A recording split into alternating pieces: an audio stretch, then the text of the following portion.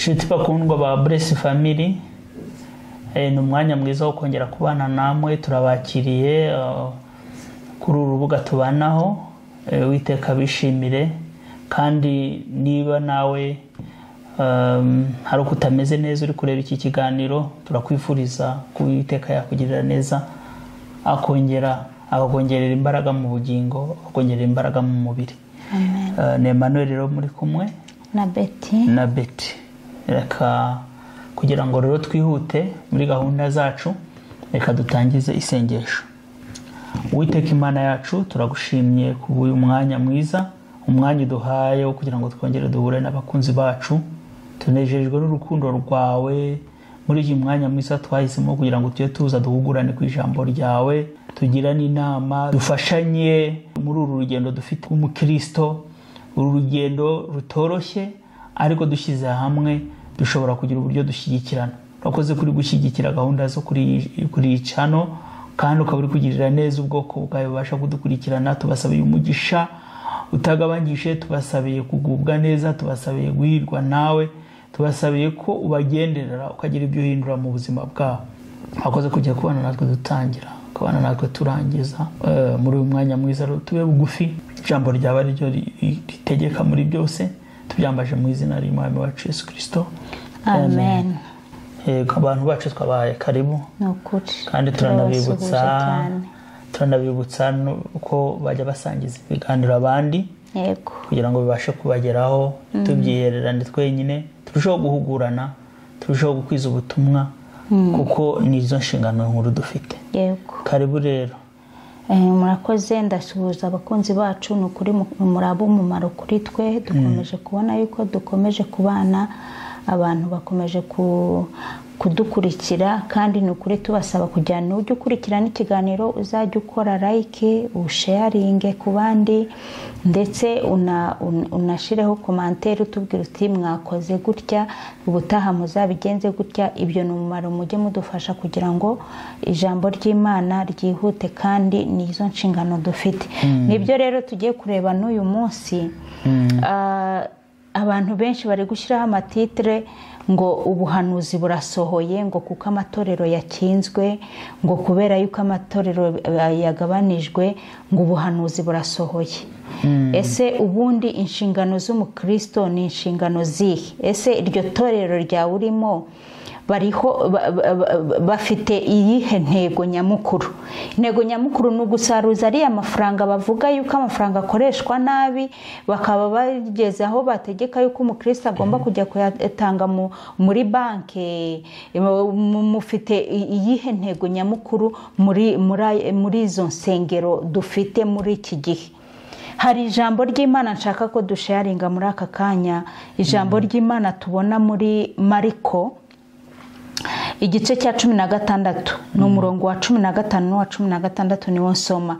Haranditse ngo, arababwira ati, uwo ni Yesu, ati mujye mu bihugu byose mwigisha abaremwe bose ubutumwa bwiza.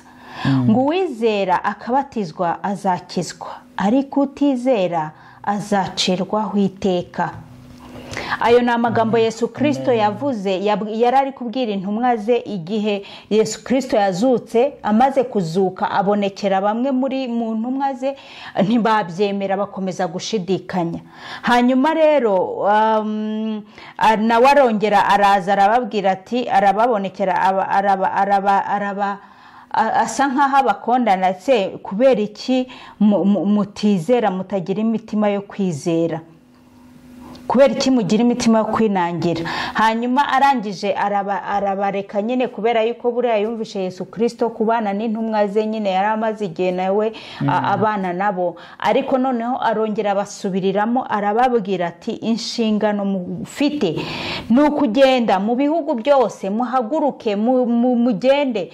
Ni uguhaguruka ukava naho ngaho wari uri no muri urwo rusengero rwawe, ukaba wagenda ugatera intambwe ukajya mu kandi karere karere ugatera intambwe ukajya mu wundi murenge ugatera intambwe ukajya ahandi hantu ukabwiriza ubutumwa bwiza. Ntabwo ari ngombwa yuko wicara hariya ngo buri munsi ujye ugaburirwa na pasiteri ijambo ry'Imana, ahubwo nawe wahinduriwe, wewe wemeye Yesu Kristo nk'umwami n'umukiza wawe. Inshingano dufite twese twahawe nuko twongera tugasohoka natwe tukajya kubwira abandi ubutumwa bwiza kugira ngo nabo bahindukire. Yesu Kristo rero yabwiye intumwa ze ngo mugende mu bihugu byose, mugende ahantu hose mubabwiriza ubutumwa bwiza. Abemera mubabatize, abatazemera nabwo ubwo ni urubanza ruzabacirwaho, kubera yuko inshingano zanyu muzaba mwazikoze. Ngewe rero ntekereza yuko nubwo insengero ziri gufungwa, nubwo bazafunga burundu, ariko ntabwo bizakuraho yuko ubutumwa bwiza buvugwa, ntabwo buzareka kuvugwa. Naho bavuga ngo noneho ziriya zose hasigaye ibihumbi bingahe, bafunga 600 na zingahe, ngo nukuvuga ngo ziriya 600 zafunzwe ngo baracecetse bagiye kwicara mu ngo zabo bagira amaboko gutya baya closing. Ntabwo ibyo ngibyo ari byo. Inshingano nyamukuru twahawe na Yesu Kristo, ko Yesu Kristo amaze kubwira aya magambo intumwa ze ngo yahise azamuka mu ijuru. Yesu Kristo rero ubwo nibyo yadusigiye, nukuva aho twari turi mu kazitiro twari turimo tugatera intambwe tukagenda hanze no kubwiriza. Ahari yenda bariho barakangurira, bashobora no kubifunga kugira ngo bagukangurire wowe waruri yicariye aho ngaho kugira ngo ugende ujye kubwiriza abandi ahandi utera intambwe utambuka ugende. Ese ibyo ngibyo wowe wumva yuko wakwiyicarira mu rugo ngo nuko urusengero rwawe rwafunzwe? Ese ni uko wowe ubyumva? Ngarutse kuri iryo jambo Matayo, igitabo cya Matayo umwanditsi yaranditse ngo nuko Yesu arabegera avugana nabo ati nawe ubutware bwose mu mwisi no bwo mu ijuru no munsi, nuko mugende muhindura abantu bo mu mahanga yose abigishwa mubabatiza mu izina rya Data twese n'Umwana n'Umwuka wera, mubigisha kwitondera ibyo nababwiye byose, kandi dore ndi kumwe namwe iminsi yose kugeza ku mperuka y'isi. Ni ukuvuga ngo twahawe iyo niyo bita Great Commission. Ni ukuvuga ngo ni intego nyamukuru cyangwa ni misiyo nyamukuru twahawe, niyo kuvuga ubutumwa bwiza. Yego, kandi ni itorero rya mbere. Kugira ngo abantu bitwe itorero mu by'ukuri nuko abo bantu bafatanyije bari muri iyo gahunda, muri uwo murongo wo gufatanya kwamamaza ubutumwa bwiza. Ntabwo ari ukuva kwicara aho ngaho hamwe gusa ngo twicare tugubwe neza ahantu duteranira gusa no. Kuko ubutumwa bwiza bugomba kugera ku mpera y'isi. Ni nayo mpamvu nabigishwa ba mbere babumvishije ijambo batangiye kugenda nabo babwirisha bakagenda babwira ati namwe nimukomeze mugume mugende mwigisha ijambo ry'Imana, mugume mugende mwigisha ijambo ry'Imana. Ariko uko abantu bagenda begerana bigenda bari muri uwo mujyi umwe, niyo mpamvu bakenera icaci. Niyo mpamvu nk'abantu iyo barenze 1 2 3 bakenera ko bagira umuyobozi, bakenera ko bagira uburyo bakora ibyo bintu bitari mu kajagari, mbese bagashyira ibintu ku murongo. Ariko mu by'ukuri uko byagenda kose nk'ukuri kubivuga, ntabwo twahamagariwe kwicara, twahamagariwe kuvuga ubutumwa bwiza. Rero naho insengero zafungwa, ubutumwa bwiza ntabwo bigeze bavuga ngo nujya kuvuga ubutumwa bwiza bazagufunga. Bavuze ko bazafungira ko yavuze ubutumwa bwiza. Wahagarara ku muhanda ukabuvuga, ntabwo nigeze mbona ko bavuga ngo umuntu uzahagarara ku muhanda akavuga ko Yesu agira neza, akabwira abantu ibyiza byo gukiranuka ko bazamufunga. Ibyo ngibyo ntabwo numva. Ariko niyo ntambwe niyo yageraho wakoresha n'ubundi buryo, kuko bwo kuvuga ubutumwa bwo bizakora. Hari n'abantu babuvuga no muri bihugu by'Abarabu, kandi ari ibintu hateye ubwoba, batemera ko Yesu ari umwami n'umukiza. Rero ibi ni ubutumwa turi kwibutsa abantu ko dufite ubutumwa bukomeye buruta ibyo dutekereza ku nsengero. No kuba wakwicara ngo ucike intege ngo uvuge ngo ubu ngubu urusengero rwanjye barufunze, ubu birarangiye, se nzasenya nzabigenza gute. Ikindi dufite uburyo amadini agenda atandukana bitewe nyine n'iby'imyemerere y'abantu. Ibyo nabyo birahari. Twebwe mu biganiro twagiye dukora twagiye tuvuga ngo umuntu azajya ateranira aho yumva abohotse. Nibaza ko mu madini asigaye utabura iryo ubohokeyemo kujya kuba wakwicaramo ngo usenge. sibyo niba n'iryawe barifunze, kuko ntabwo tugomba kuvuga ngo ngomba kujya muri iri dini cyangwa muri iri torero byanze bikunze, ahubwo ni itorero ugomba kujyamo n'irihe.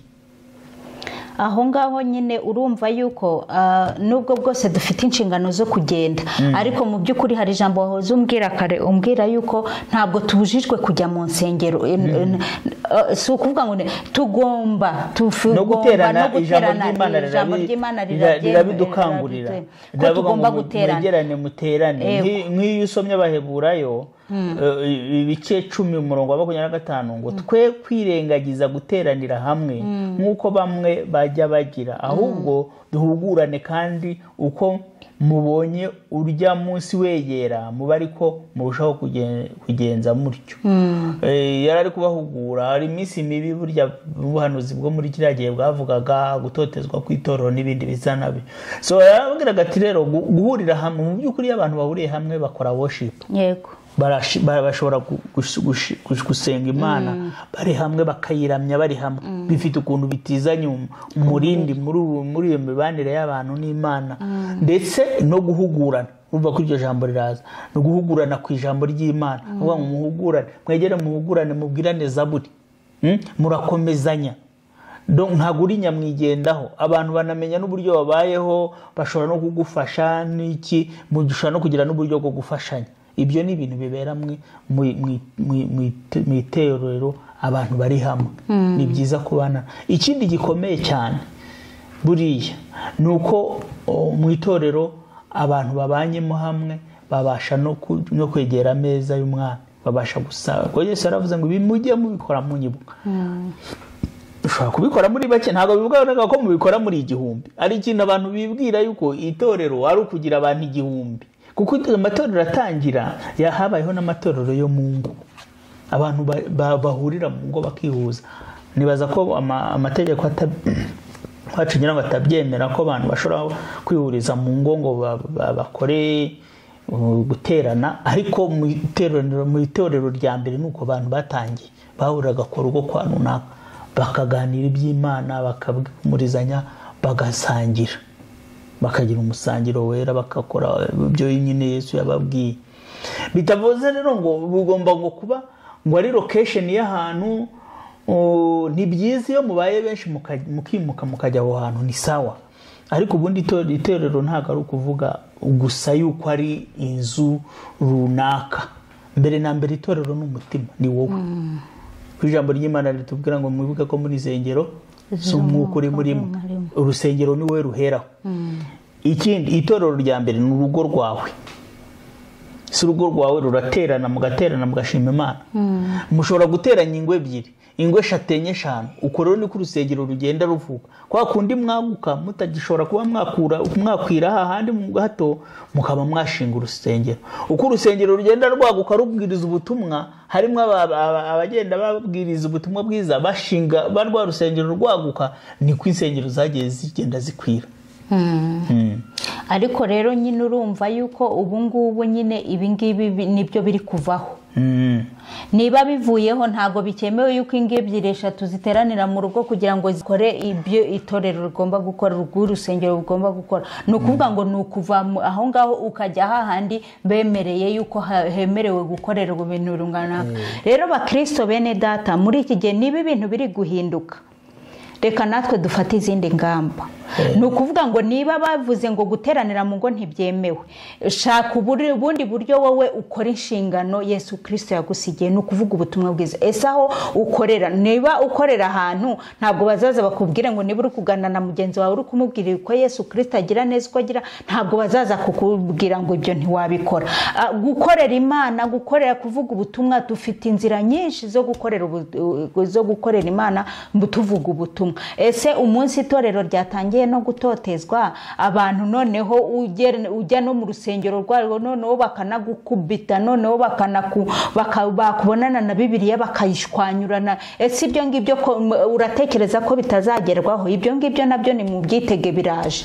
None se umunsi byaje se bizagenda bite? Ahubwo reka twimenyereze kugira ngo dukorere Imana mu bihe byose, uko duhuye n'ibihe, ibihe bigenda bihindukirana ibindi. Ahubwo dusome ijambo ry'Imana ry'Imana turibike mu mutima wacu. Umunsi batubuje no gutwara iyi Bibiliya tuzabe tuzi icyo ugenda guhumuriza mwene data, mwene so napfusha, mwene so nagira ibibazo, nahura n'inzara, nahura n'uburwayi. Ubu ufite ijambo mu mutima wawe ryo kugira ngo umuhumurize ubutumwa bwiza. Umenye niba ugiye kubwiriza umuntu uti Yesu Kristo arakiza, Yesu Kristo niwe nzira ukuri n'ubugingo, umeze ko ugomba gusoma muri Yohani nk'uko Imana yakunze abari mu isi cyane. Ugomba kumenya aho iryo jambo ryanditse kugira ngo nuhura n'utazi iryo jambo, uri kubwiriza umuntu utabizi, umubwire yuko ijambo riri aha n'aha, atari ugupfa kuvuga gusa. Ibyo ngibyo rero ni twebwe two kubyimenyereza. Tureke kuvuga amagambo menshi twibaza ibintu byinshi tujya, ibyo ngibyo twitege n'ibindi. Rero icyo twanavuga ni uko niba hari n'asigaye, nicyo nongera kugarukaho, niba hari amatorero asigaye, niba iryawe rifunze, reba iryo mwakora mujya kugira imyemerere imeze kimwe, aho ubohokeye aba ariho uzajya guteranira. Kuko ntabwo uzarindira niba barifunze burundu ntuzava, ntabwo bizavuga ngo kandi kujya gutangira irindi ntabwo byoroshye, kandi kujya gutangira irindi nabyo ntibyoroshye. Ibintu bikakaye byo kugira ngo ba flexible. Rero umuntu ubasha kugendana n'impinduka, urebe ese mu murenge wanjye ntazigayemo amatorero angahe, ni irihe riri mu murongo w'ibyo nanjye nemera. Uburyo ni inzira iryo ngiryo ubufu ugiye kuri iryo. Uretse ko aho ngaho ngewe nagira abantu inama, ibintu byose byera ntabwo ariko biba, ibintu byose bishashagirana ntabwo ariko biba, ntabwo ikibazo ari ugushashagirana. Kuko nawe kujyayo urabanza kuvuga ngo ngiye kujya muri iri torero mbe muyoboke waryo, ugomba kuburizi, ugomba kwimenya. Kuko abantu benshi baba bafite imyizerere itandukanye n'iy'ukuri. Muri iyi minsi umenye yuko abantu nabo bashinga ibintu bakabyihisha inyuma, ariko bafite ibindi bagendereye. Aho ngaho rero ni ukugira ngo musenge, musabe Imana umwuka wera wo kubasobanura no kubagayidinga aho mushobora kongera kujya kugira ngo muterane. Kuko tubonye ijambo ry'Imana yuko no guterana nabyo ni ingenzi ku mukristo. Tugomba kurushaho gutera imbere mu buryo bwo kumva urusengero rw'Imana cyane muri isezerano rishya. Ko urusengero rw'Imana atari ruriya rwari Yerusalemu, ahubwo nawe ubwawe uri urusengero rw'Uwiteka. Ukurusha kumenya ko Imana igutuyemo, utajya kuyisha ugiye mu rusengero atari uko ariho Imana ari presence yawe, ariho izabiri nusohoka uyisige. Oya, Imana ibera hose icyarimwe. Tugomba kumenya ko Imana ibera hose icyarimwe, ko ahubwo idutuyemo. Kujya mu rusengero ari inzu ugiye guhuriramo n'abandi bantu kugira ngo muramye Imana. Ariko Imana atari kuvuga ngo niho iba uzajya uyihasanga nuhava uyisige. Oya, hari abantu bafite imyemerere imeze gutyo, ko Imana iri muri ya nzu ya yindi, ko ihari nuhava ubwo isigayeyo ugakomeza. Uri kumva? So rero iyo myumvire nayo nibaza ko abantu bagomba iriya nzu ihari kugira ngo abantu bagire gute bayihuriremo, basenga Imana. Yego, kuko ari cyo kintu yakoreweho mu by'ukuri. Presence y'Imana nayo irahari, kuko Imana ibera ahantu hose icyarimwe. Ntabwo twavuga ngo presence y'Imana ntirahari, ariko ntugende utekereza ngo niho nyisanga nimpasohoka nta handi ngiye mu yindi nzu bandi bateraniyemo hariho ntihari. Iba muri ya yindi yacu twiyubakiye. Oya, niyo mpamvu mvuga ngo kuba wareba ku ruhande rwawe ukareba mu buje bw'umwemerere ukabasura, ukaba wazaba uri guterana nabo, nta kibazo gihari. Mu gihe wenda urindiriye ko itorero ryanyu rigira gute risubira ku murongo nk'uwo mwari muriho, bishobora gutinda, bishobora no kudashoboka. Nibidashoboka ntabwo uzasohoka, uzaga umusenge, uzashaka abandi mufatanye mukomezanye urugendo. Imana yacu itugirire neza cyane. Ariko hari ikintu numva mu mutima wanjye yuko ibi bintu ntabwo bizahora gutya. Ntabwo bizahora gutya bene data. Hari igihe abantu bazaruhuka bajye basenga Imana bisanzuye. Usenga Imana yawe wisanzuye, ujye guterana umuhana, wongere usubire gusenga uko wumva ubohotse mu by'ukuri. ngewe hari igihe numva ngize agahinda mu mutima iyo numva ibintu bigenda gutya, kandi mu by'ukuri twakabaye dushyira imbere kugira ngo niba ari ugusenga abasenga babe benshi, abaterana babe benshi, ariko iyo bitangiye kugabanuka mu by'ukuri ngewe numva mu mutima wanjye ntanababeshye, numva yuko harimo agahinda. Tusabe Imana igira icyo ikora, Imana ifungura imiryango, Imana ikora imirimo n'ibitangaza kugira ngo abantu basenge babohotse, kugira ngo abantu baterane kandi baterane bumva babohotse mu by'ukuri. Bagomba guterana babohotse ariko banubahiriza amategeko ari mu gihugu, kubera yuko amategeko nayo na Bibiliya dusaba kubahiriza ibyo abayobozi bashyizeho, ibyo baduhaye nk'amategeko tugomba kuganduka tukayubahiriza. Kandi ikindi twemere yuko hari no kugira ngo n'itorero rigeraho rigeze n'abari mu matorero babifitemo uruhare, ko twagiye twumva amatorero abantu baryaniramo, twumva amatorero abantu birukankana bagarwanira ku ruhimbi, twagiye twumva amatorero abantu bakora ibintu bitabaho bitanaba no mu materaniro y'abantu basanzwe bahuye n'abari kunywa inzoga. Impamvu ibyo byaje ni uko itorero ryinjirirwa na babandi batakagombye kuba barimo, ahubwo Satani yarinjiye abantu ntibabimenya. Nyine yarinjiye umuntu akaza ngo aje kuyobora itorero kandi mu by'ukuri ari umupagani wa wundi buri waje aterera. Ubwo ni ukuvuga ngo Satani nawe abantu barasinziriye ntibaba amaso. Satani arwanya ibyiza iyo biharara arwana, iyo abantu batabaye maso rero arinjira akabanyuramo kuko umujura ntaza kwibahana ubutunzi butari. Turumva ari byo twashakaga kugira ngo tubabwire, kubera yuko ntimuheranwe no kuvuga ngo insengero, ahubwo tufokasinge ku nshingano twasigiwe na Yesu Kristo zo kuvuga ubutumwa bwiza, kuko nibyo by'ingenzi cyane. Imana yacu duhire, murakoze kubana natwe, nawe ubutaha. Shalom. Amen.